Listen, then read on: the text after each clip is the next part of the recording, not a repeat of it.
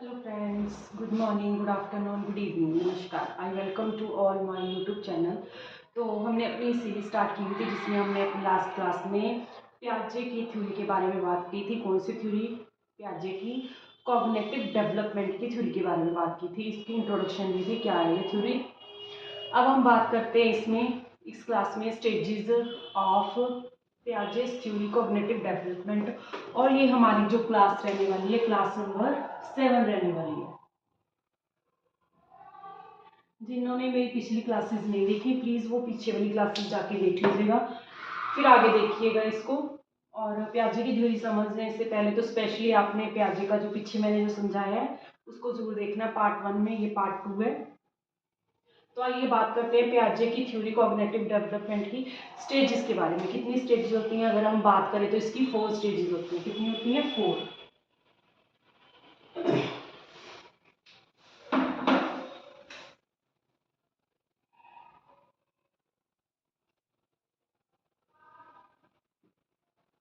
4 stages होती हैं इसकी। ठीक है, कौन कौन सी होती हैं? पहले मैं आपको 4 की 4 स्टेजेस के बारे में बताऊंगी, उसके बाद इसको 1 बाय 1 इनको एक्सप्लेन करेंगे। ठीक है, पहले है सेंसरी मोटर स्टेज, जिसका टाइम है 0 to 2 ईयर्स। हिंदी में इसको हम बोलेंगे इसको हम बोलेंगे संवेगी संवेगी कामक अवस्था। अगर हिंदी में बात करें तो हिंदी में इसको बोलेंगे संवेगी कामक अवस्था। नेक्स्ट है, दूसरी है प्री ऑपरेशनल स्टेज। इसका टाइम पीरियड है 2 से 7 ईयर। इसको हम क्या बोलेंगे? हिंदी में बोलेंगे इसको पूर्व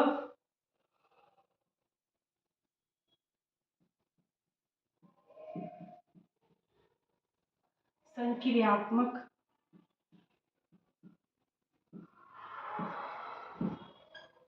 अवस्था। हिंदी में हम इसको बोलेंगे पूर्व संक्रियात्मक अवस्था। नंबर 3 पे है कॉन्क्रीट ऑपरेशनल स्टेज। ये मैंने नीचे कोमास डाल दिया, आप इससे अंडर समझ जाना कि ये स्टेज का मीनिंग स्टेज है, यहाँ पे स्टेज है। इसकी जो टाइम पीरियड है 7 से 11 ईयर्स है। ठीक है, इसको हम क्या बोलेंगे? मूर्त संक्रियात्मक। सेम है, ऊपर वाली हिंदी सेम रहेगी। संक्रियात्मक अवस्था। ठीक है, आगे है नंबर 4 फॉर्मल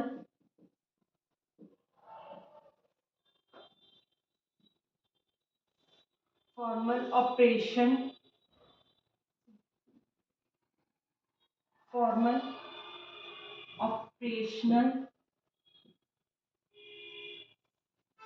स्टेज। इसकी जो टाइम पीरियड है 11 से 15 ईयर्स रहेगा।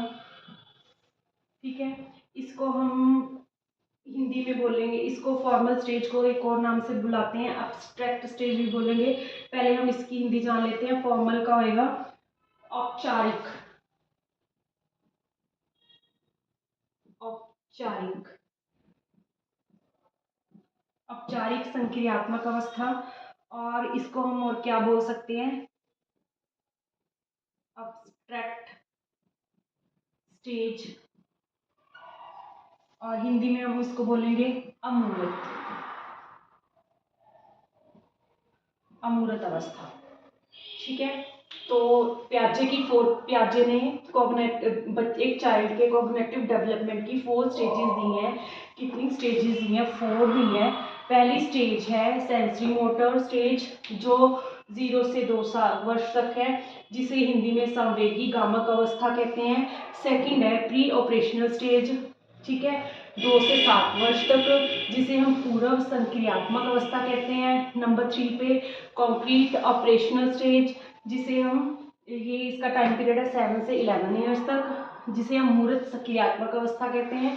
नेक्स्ट नंबर 4 पे है फॉर्मल ऑपरेशनल स्टेज, जिसे हम अब्स्ट्रैक्ट भी कहते हैं, अब्स्ट्रैक्ट स्टेज भी कहते हैं। इसका टाइम पीरियड है 11 से 15 ईयर्स तक। हिंदी में इसे औपचारिक और अमूर्त सक्रियात्मक, औपचारिक सक्रियात्मक क्रिया और अमूर्त स्टेज बोलते हैं, ठीक है।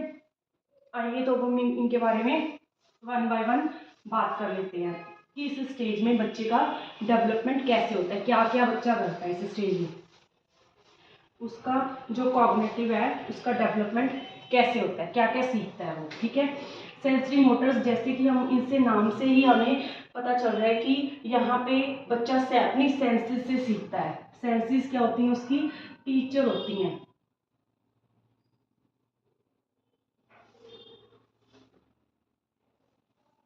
सेंसेस आर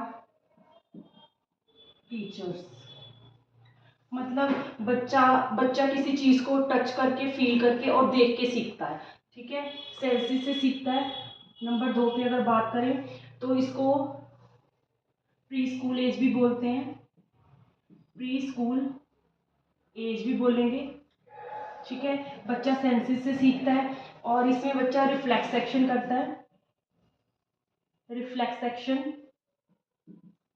रिफ्लेक्स एक्शन मतलब रिफ्लेक्स एक्शन जो करता है बच्चे का, अगर हम बात करें तो जो सेंसरी मोटर जो स्टेज है, इसकी आगे 6 और सब स्टेजेस भी दी गई हैं, और उसके बारे में जो पीजीटी लेवल का या कोई केवीएस वगैरह का एग्जाम देता है उसमें होते हैं, ज़्यादातर डीपली नहीं जाना हमने, उसमें भी सिर्फ इनके नाम ही पूछे जाते हैं, ज़्यादा नहीं होता। रिफ्लेक्स एक्शन जो होता है वो बच्चा सिर्फ अपने 0 से 1 मंथ के बीच में करता है।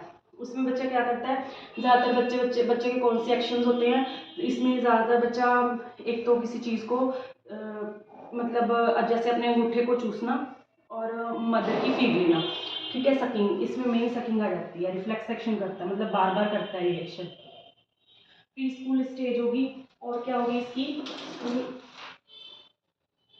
स्कीमा, स्कीमा स्टेज,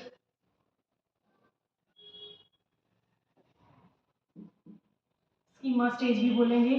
स्कीमा आपको पता ही है, हिंदी में भी इसको स्कीमा ही बोलेंगे। स्कीमा का मतलब होता है, मैंने आपको लास्ट क्लास में बताया था, स्कीमा क्या होता है, एक बच्चा है, बच्चे का माइंड है, बच्चे के माइंड में ऐसे ऐसे बॉक्सेस, यूनिट्स पड़े हैं, यूनिट ऑफ इंफॉर्मेशन।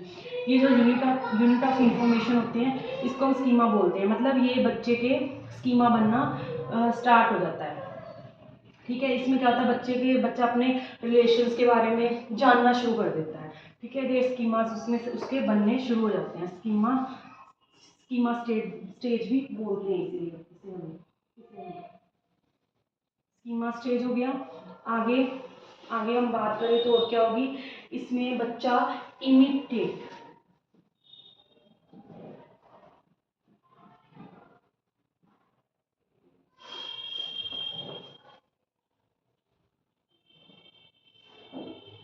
इमिटेट मतलब बच्चा इमिटेटिव, इमिटेटिव मतलब अनुकरण करके सीखता है। कैसे सीखता है बच्चा, इसमें अनुकरण करके सीखता है, नकल करके सीखता है। मतलब जैसे हम बच्चे को सिखाते हैं बाय बाय, हेलो, नमस्कार, नमस्ते, तो इमिटेट मतलब अनुकरण करके सीखता है। और इस स्टेज में ही बच्चे का क्या आता है, डेफर्ड परमानेंस। अगर हम बोले डेफर्ड परमानेंस, और दूसरा क्या होता है, ऑब्जेक्ट,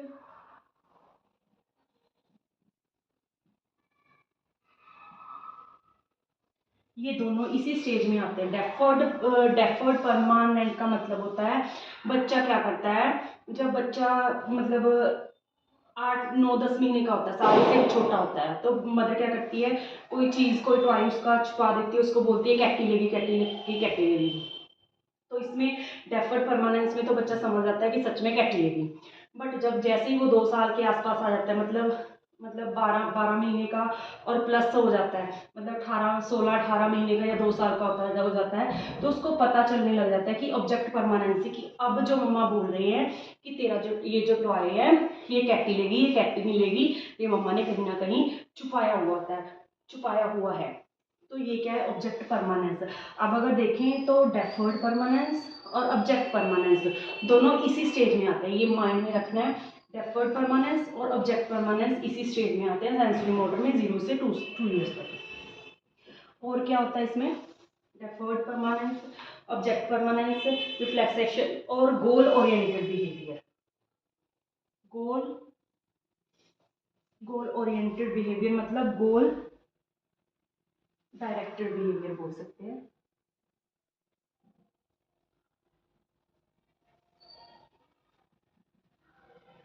ठीक है, मतलब बच्चा जो है अपने अपने गोल पे फोकस करता है। सपोज उसके सामने कोई चीज़ है, उसके सामने वो जब जैसे भी क्रॉलिंग करना शुरू करता है, फर्श पे रेंगना शुरू करता है, उसके सामने कोई भी चीज़ चलते चलते उसके आसपास कोई चीज़ आ जाती है, चाहे वो कीड़ा है, चाहे वो चींटी है, ठीक है, कोई भी इंसेक्ट आ जाता है, तो उसने क्या करना, उसको एक ही गोल होता है कि उसको पकड़ना और पकड़ के मुंह में डालना। उसको नहीं पता कि उसका उसको क्या नुकसान होगा।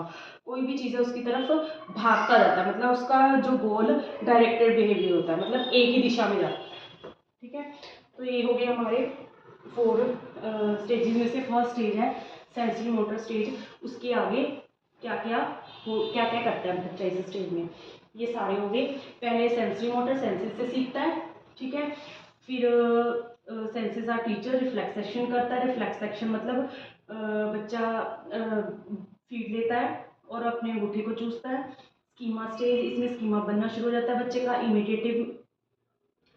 इमिटेटिव बिहेवियर करता है, मतलब अनुकरण से सीखता है। डेफर्ड परमानेंस आ जाता है, बच्चे को पता ही नहीं चलता उसका टॉय कहाँ है, मम्मा ने कहाँ छुपाया है। ऑब्जेक्ट परमानेंस, जिससे उसको पता चलता है कि जो मेरा टॉय है कैटी मिलेगी, मम्मा के पास ही है। गोल डायरेक्टेड बिहेवियर, उसके सामने कोई भी चीज़ आ जाए वो उसको पकड़ने की कोशिश करता है, चाहे वो एंट हो, कोई भी किसी भी तरह का इंसेक्ट हो, उसको कोई फर्क नहीं पड़ता कि वो उससे उसको क्या नुकसान होगा।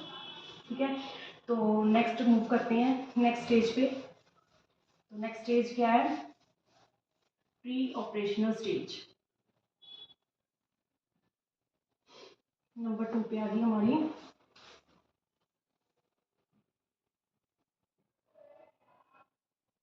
Pre operational stage. इसका टाइम पीरियड है 2 से 7 ईयर्स। हिंदी में इसको क्या बोलेंगे,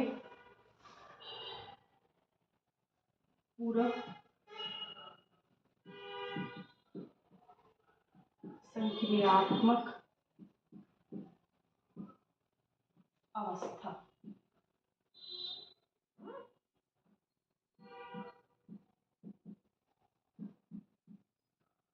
ठीक है,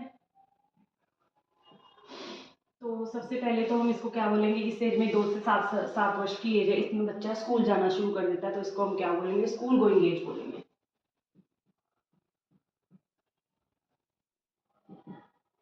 स्कूल गोइंग एज बोलेंगे। देखो बेटा, आप लोगों ने कंफ्यूज नहीं होना, कहीं कहीं ना कहीं ये सब चीज़ें आप हमने जो डेवलपमेंट की जो स्टेजेस करी थी उनसे मिलती जुलती हैं, बट आपने ये चीज़ें माइंड में रखनी है, कौन सी डेवलपमेंट में है, कौन सी कॉग्निटिव डेवलपमेंट में है, कौन सी प्याजे ने कही है बात और कौन सी प्याजे ने नहीं की। स्पेशली जो स्टेजेस की बात की गई है वो अलग है, और जो सिर्फ प्याजे ने की है कॉग्निटिव डेवलपमेंट की, ये चीज़ अलग है। ठीक है, बट कई कई चीज़ें इन दोनों से मैच होती हैं, कई कोई कोई चीज़ ऐसी है जो मैच होती है, तो आपने इन चीज़ों का ध्यान रखना है। जैसे स्कूल गोइंग एज, जब हमने पहले चाइल्डहुड किया था, उसमें अर्ली चाइल्डहुड की जब हम बात करते हैं तो उसको हम स्कूल एज भी बोलते हैं, स्कूल गोइंग एज भी बोलते हैं, तो ये पॉइंट सेम मिल गया है ना। तो इसको हम चाइल्डहुड अर्ली चाइल्डहुड एज भी बोल सकते हैं, है ना, early childhood stage.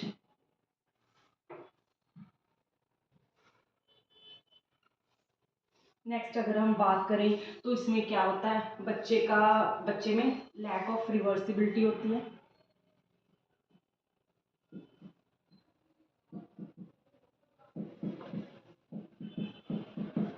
Lack of reversibility मतलब अपलटावी अवस्था नहीं होती, अपलटावी अवस्था नहीं होती। ठीक है, मतलब अगर हम बच्चे को कोई चीज़ दे दें, ठीक है, या बच्चे को सपोज बच्चे को हमने काउंटिंग दे दी 1 2 3 4, 1 से 100 तक हमने काउंटिंग दे दी, ये तो कर लेगा। बट अगर हम बच्चे को 100 to 1 तक लेके आएंगे तो बीच में वो भूल जाएगा, रिवर्सिबिलिटी उसमें नहीं होगी, मतलब वो ये चीज़ें नहीं समझ पाएगा कि रिवर्स मतलब पलटाव करना है, पीछे आना है। या फिर सपोज कर लो अगर हम बच्चे को किसी अपने आस पड़ोस हम किसी के घर पे भेजें तो वो चला तो जाएगा, लेकिन जब वो आएगा तो आते हुए इसको दिक्कत होगी, वो रास्ता भूल जाएगा। मतलब लैक ऑफ रिवर्सिबिलिटी होती है, पलटावी अवस्था जो होती है उसकी कमी होती है। आगे होता है लैक ऑफ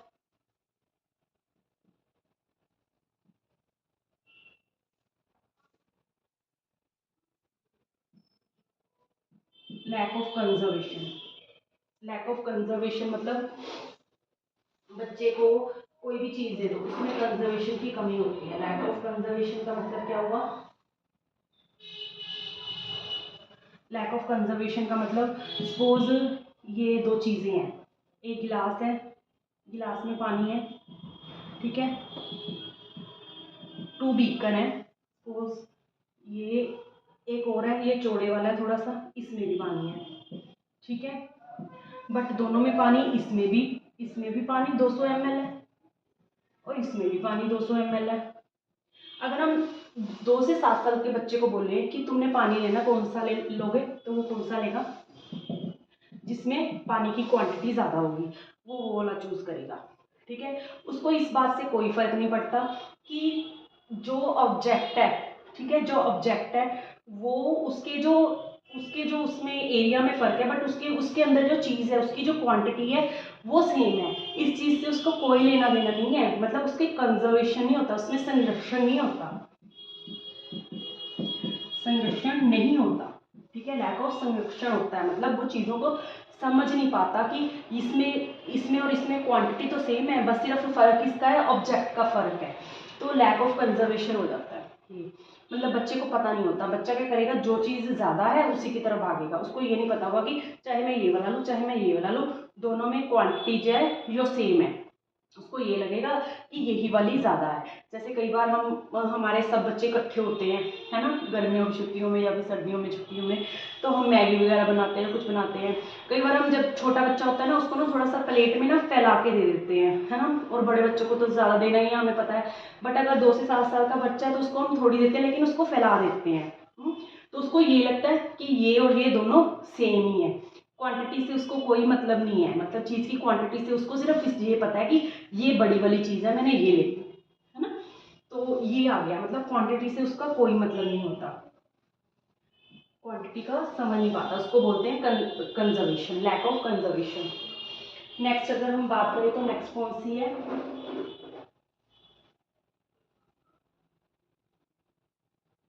और इसमें बच्चा स्टार्ट नेमिंग ऑब्जेक्ट्स,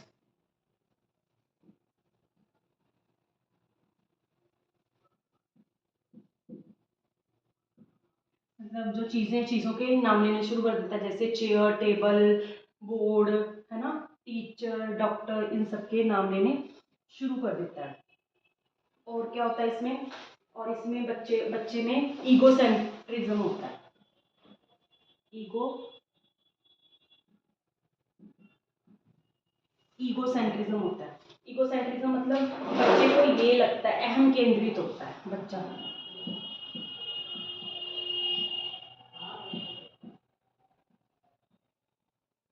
अहम केंद्रित, मतलब बच्चे को लगता है जो सारा यूनिवर्स है उसी को देख रहा है ना, वही है जो सबका पॉइंट है, जो वो सोचता है सारी दुनिया वैसा ही सोचती है। ठीक है, ये हो गया अहम केंद्रित, ईगो सेंट्रिज्म। बच्चे में ये चीज़ होती है, अगर पार्टी में कहीं पे गए, उसको ये लगता है कि सब मेरी तरफ ही देख रहे हैं, मैं अच्छा लग रहा हूँ तो मैं ही अच्छा लग रहा हूँ। ठीक है, तो ये अहम केंद्रित होगी, ईगो सेंट्रिज्म हो गया। बच्चे के अंदर पूरा ही उसको ये लगता है पूरे जैसे जैसे वो देखता है पूरा यूनिवर्स वैसे ही देखता है, जैसे वो सोचता है पूरा यूनिवर्स पूरी दुनिया वैसा ही सोचती है, इसको बोलते हैं इकोसेंट्रिज्म।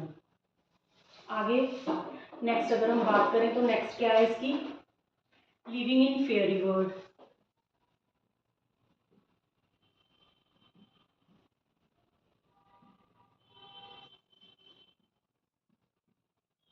फेयरी वर्ल्ड, मतलब बच्चा जो है फेयरी वर्ल्ड में जीतता है, परियों की कहानी सुनना है ना, या कोई अच्छी अच्छी कहानियाँ सुनना, इसमें खोया रहता है, उसको लगता है यही मेरी दुनिया है। ठीक है, इसके अलावा और कोई दुनिया ही नहीं है। और क्या होता है एनिज्म,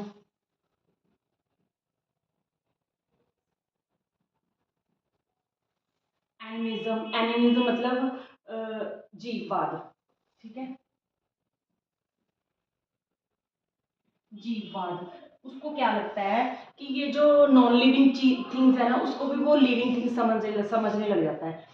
अब एग्जाम्पल से अगर मैं आपको समझाऊं, जो भी नॉन लिविंग थिंग्स होती हैं उसको वो लिविंग समझने लग जाता है। जैसे कि रात को चंद्रमा को देख रहे होते हैं, हम साथ साथ चल रहे होते हैं, कहीं जाते हैं, तो उसको बच्चे को भी ये लगता है ऐसे चंदा मामा हमारे साथ साथ चल रहा है, भी वो भी लिविंग थिंग है, नॉन लिविंग थिंग नहीं है।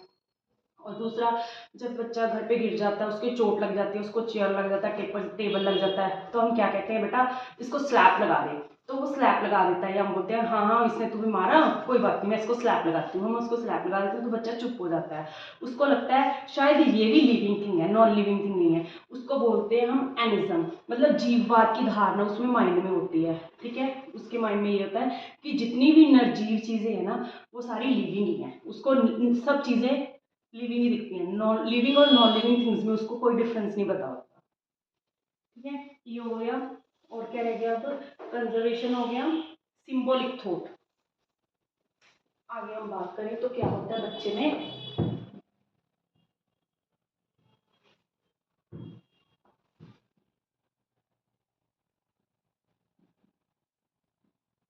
सिंबॉलिक थॉट होती है, मतलब बच्चा सिंबल से समझता है चीज़ों को। जैसे हमने बच्चे को ए फॉर एप्पल सिखाना है, तो पहले क्या करना है, हमने एप्पल की पिक्चर बनानी है, और फिर हमने समझाना है बेटा ये क्या है, ये ए फॉर एप्पल है। ठीक है, ये क्या है, ये ए फॉर एप्पल है। या फिर कबूतर, किताब, किताब तो किताब की क्या दिखानी है बच्चे को, पिक्चर दिखानी है।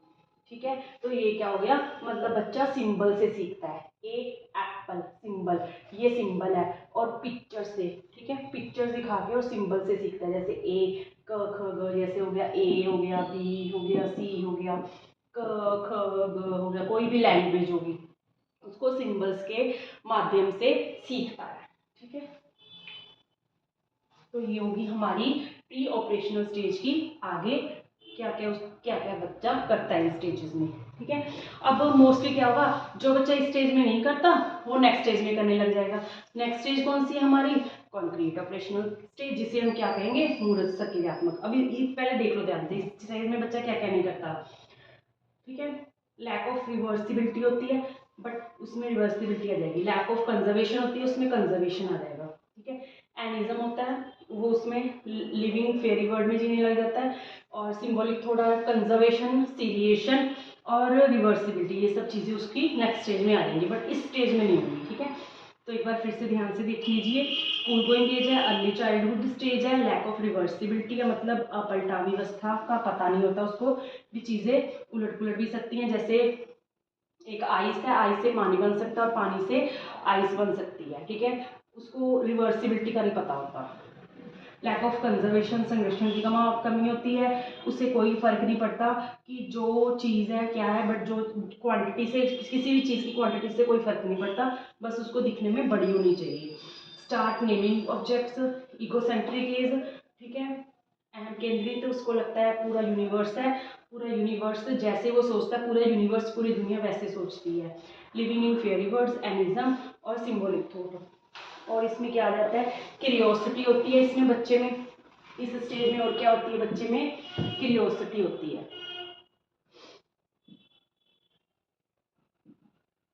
क्यूरियोसिटी होती है मतलब जिज्ञासा होती है,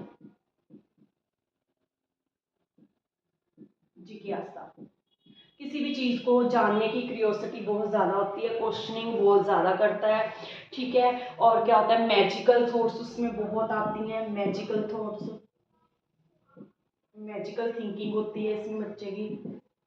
मतलब बच्चे को ये होता है कि हाँ हाँ, वो बचपन में हमने देखा नहीं, मैजिक करते हैं, गिलास के नीचे 1 रुपीज़ का कॉइन छुपा दिया, फिर आइज क्लोज कर लो, देखो इसमें से इधर आ गया कॉइन, है ना, मतलब ऐसी मैजिकल थिंकिंग होती है। लॉजिकल लॉजिक नहीं होता ना इसे में, इसलिए उसमें मैजिकल थिंकिंग नहीं होती। इसमें और एक पॉइंट लिख लो, lack of logic.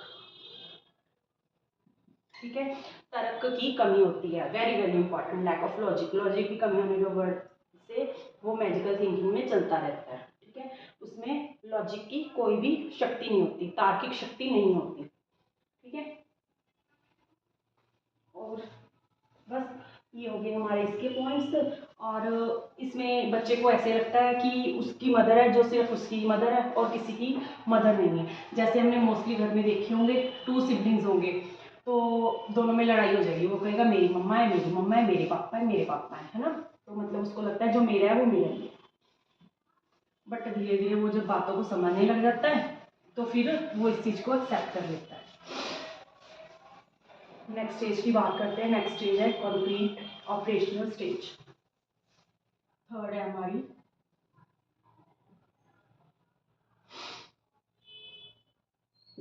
Concrete operational stage, जिसे हम मूर्त संक्रियात्मक अवस्था बोलते हैं। इसका टाइम पीरियड क्या है, 11 से उसका 2 से 7 से, ये 7 से 11, 7 से 11। ठीक है, थर्ड है। अब कंक्रीट में सबसे पहले क्या आएगा, सबसे पहले तो बच्चा क्या सीखेगा कंक्रीट में, थिंक लॉजिकली।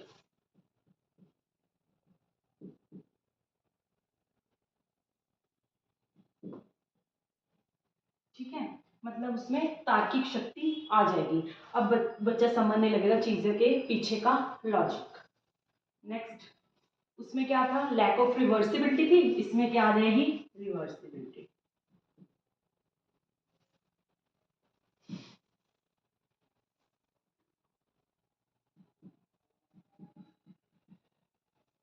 रिवर्सिबिलिटी आ जाएगी। अब बच्चे को अगर हम कहीं पे भेजें तो वो, अगर हम घर से बाहर कहीं पे भेजें तो वो आस पड़ोस में कहीं पे भेजें तो वो उनके घर से वापस अपने घर में आ जाएगा। अब बच्चे को पता चल जाएगा जो आइसक्रीम है वो बर्फ भी बन सकती है और जो बर्फ है वो आइसक्रीम भी आइस भी बन सकती है। ठीक है, आइस से सॉरी आइस से, जो आइस हम जमाते हैं उससे आइस से पानी भी होता है ना, और पानी से आइस भी बनती है। और क्या था, लैक ऑफ लॉजिकल थिंकिंग थी लास्ट स्टेज में, इसमें थिंकिंग लॉजिकल थिंकिंग आ गई। लैक ऑफ रिवर्सिबिलिटी थी, उसमें बच्चे में रिवर्सिबिलिटी नहीं थी पीछे वाली स्टेज में और प्री ऑपरेशनल स्टेज में, बट इसमें क्या आ गई, रिवर्सिबिलिटी आ गई। और किस चीज़ की कमी थी बच्चे में, डिसेंट्रेशन हो जाता है।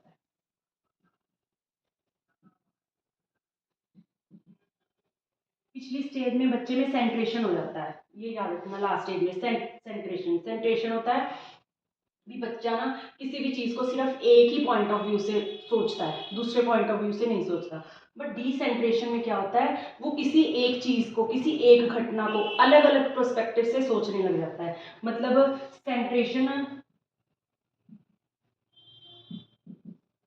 ये सपोज एक कोई भी एक क्वेश्चन है सॉल्व करने का, ठीक है, या कोई भी एक घटना है, कुछ हुआ, तो बच्चा सिर्फ इसके एक ही पॉइंट पे सोचेगा, एक ही सेंटर पॉइंट होगा इसका। बट डिसेंट्रेशन में किसी भी एक घटना को बच्चा अलग अलग पॉइंट ऑफ व्यू से सोचना शुरू कर देगा। ठीक है, मतलब सेंट्रेशन से डिसेंट्रेशन की तरफ आ जाएगा। ये कौन सी स्टेज में होगी हमारी, ये हमारी प्री ऑपरेशनल स्टेज में होगी। मैं लिखना भूल गई पर याद कर लेना, ये प्री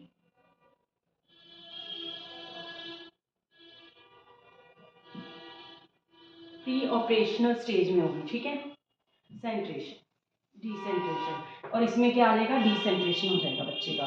ठीक है, मतलब वो एक ही चीज़ को, एक ही घटना को अलग अलग पक्षों में देखना शुरू कर देगा। और बच्चा क्या सीख जाएगा, क्लासिफिकेशन।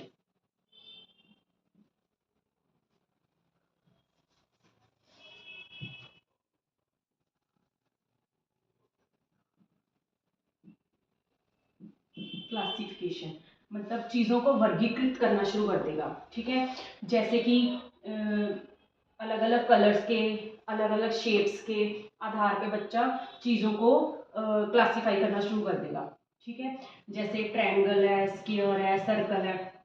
अब हम बोले ट्रायंगल सर्कल की कौन सी चीज़ है, स्क्वायर की कौन सी, बच्चा अलग अलग सेपरेट करना शुरू कर देगा। या फिर रेड कलर का बैलून कौन सा है, ब्लू कलर के कौन से हैं, है ना। शेप से किसी भी ऑब्जेक्ट को किसी भी शेप से कलर के आधार पर उसका क्लासिफिकेशन करना शुरू कर देगा, उसको वर्गीकृत करना शुरू कर देगा। और क्या होगा इसमें, डिसेंट्रेशन, क्लासिफिकेशन आ जाएगा और सीरिएशन आ जाएगा।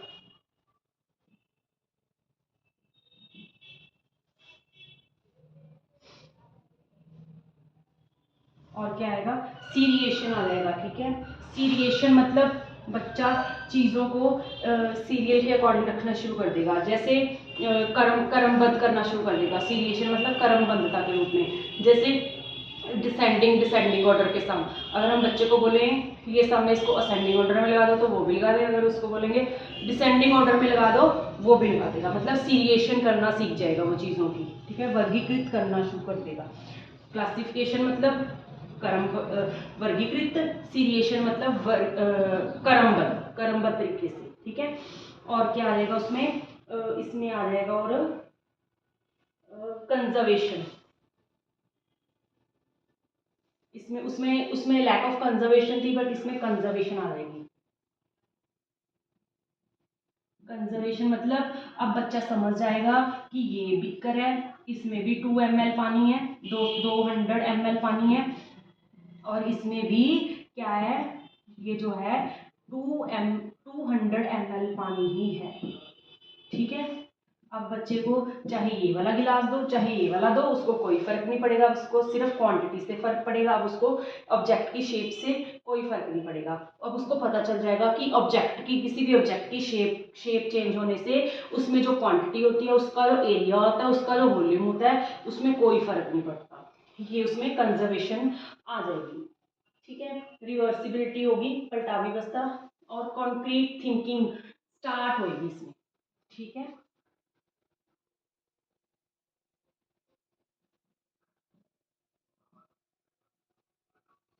Concrete thinking start. अगर हम बात करें कॉन्क्रीट थिंकिंग स्टार्ट होगी, पर अगर बात करें कि डेवलप कहाँ पे होगी, तो अच्छे से जो कॉन्क्रीट थिंकिंग है वो नेक्स्ट स्टेज में जाके डेवलप होगी। कोई भी थिंकिंग है जिस स्टेज में स्टार्ट होती है, उससे नेक्स्ट स्टेज में जाके अच्छे से डेवलप होती है। जैसे थिंकिंग, बच्चे की थिंकिंग स्टार्ट हो गई थी प्री ऑपरेशनल स्टेज में, बट उसकी डेवलप अच्छे से कॉन्क्रीट ऑपरेशन स्टेज में हो गई है। मतलब अब सोचता है, समझता है, चीज़ों को लॉजिक लगाता है। ठीक है, अब कॉन्क्रीट थिंकिंग मतलब चीज़ों को अलग अलग एस्पेक्ट से सोचने की थिंकिंग शुरू तो हो गई है, बट उसका जो अच्छे से डेवलपमेंट है वो उसका नेक्स्ट स्टेज में जाके प्रॉपर तरीके से होगा, स्टार्ट हो गया उसकी। ठीक है, ये हमारी हुई कंप्लीट ऑपरेशनल स्टेज। ठीक है, थिंक लॉजिकली, रिवर्सिबिलिटी आ जाएगी, डिसेंट्रेशन आ जाएगा, क्लासिफिकेशन आ जाएगा, सीरिएशन आ जाएगा, कंजर्वेशन आ जाएगी, कंक्रीट थिंकिंग। ये हमारा कंजर्वेशन और डिसेंट्रेशन से मोस्टली क्वेश्चन आ ही जाता है, इसको ध्यान में रखना। डिसेंट्रेशन और सेंट्रेशन, और कंजर्वेशन और lack of conservation. Reversibility, lack of reversibility, इसको इरिवर्सिबिलिटी भी बोलते हैं। थिंक लॉजिकली, ठीक है, कंक्रीट थिंकिंग स्टार्ट, ये सब चीज़ें होगी। अब हम मूव करते हैं नेक्स्ट स्टेज की तरफ। नेक्स्ट स्टेज है वो है फॉर्मल ऑपरेशनल स्टेज, और इसको हम अब्स्ट्रैक्ट स्टेज भी बोलेंगे।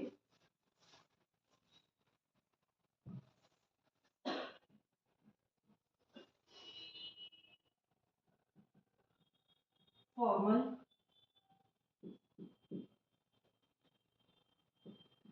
ऑपरेशनल स्टेज, टाइम पीरियड क्या है इसका, 11 से 15 ईयर्स। इसको हम अब्स्ट्रैक्ट भी बोलते हैं, अब्स्ट्रैक्ट स्टेज भी बोलते हैं। ठीक है, और हिंदी में हम इसको बोलेंगे औपचारिक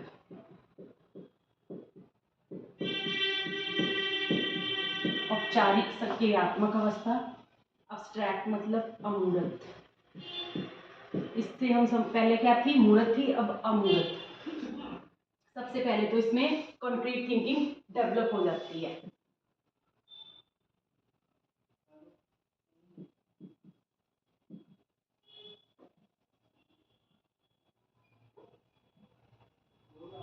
है, उसमें स्टार्ट हुई थी, लेकिन यहाँ पे कंक्रीट थिंकिंग अच्छे से बच्चे में डेवलप हो जाती है।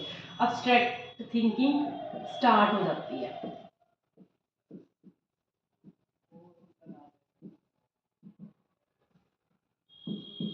अब्स्ट्रैक्ट थिंकिंग स्टार्ट हो जाती है। अब्स्ट्रैक्ट थिंकिंग मतलब पहले बच्चा मूर्त चीज़ों को देख के समझता था, बट अब बच्चे की जो थिंकिंग है, जो चीज़ें उसके सामने नहीं भी हैं, कि कोई भी प्रॉब्लम है, उसको उसके अलग अलग एस्पेक्ट्स के बारे में वो सोचता है। मतलब थिंकिंग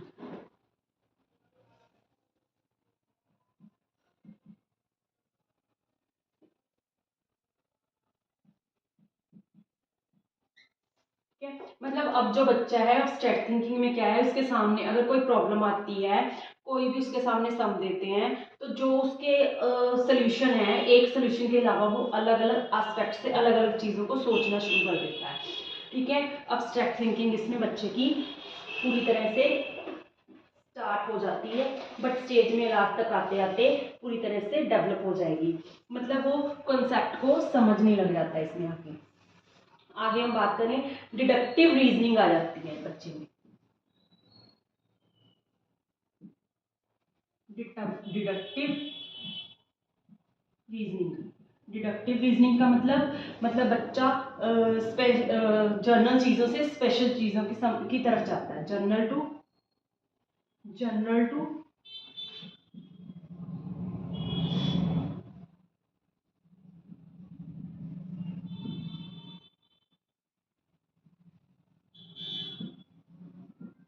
टू स्पेसिफिक जाता है। ठीक है, चीज़ों को स्पेसिफिक समझने लग जाता है। आगे हम बात करें तो हाइपोथेटिक,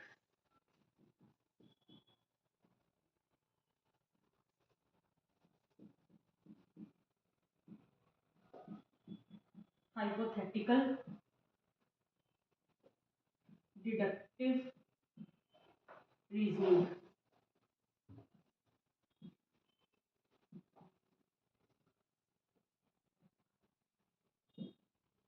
हाइपोथेटिकल डिडक्टिव रीजनिंग बच्चे में आ जाती है। हाइपोथेटिकल को अगर हम बोलें तो क्या कहते हैं, मतलब वो साइंटिफिक लेवल में चीज़ों को समझने लग जाता है। डिडक्टिव रीजनिंग मतलब जर्नल से स्पेसिफिक की तरफ जाने लग जाता है, मतलब छोटी छोटी चीज़ों को समझ के स्पेशल की तरफ जाने लगे। हाइपोथेटिकल डिडक्टिव रीजनिंग की मतलब वो साइंटिफिक तरीके से चीज़ों को समझने लग जाता है, एनालाइज करने लग जाता है प्रॉब्लम को। उसमें प्रॉब्लम सॉल्विंग स्किल आ जाती है। उसमें और क्या आ जाता है, जैसे हम बोल सकते हैं उसमें कन्वर्जेंट थिंकिंग आ जाती है। Convergent, divergent,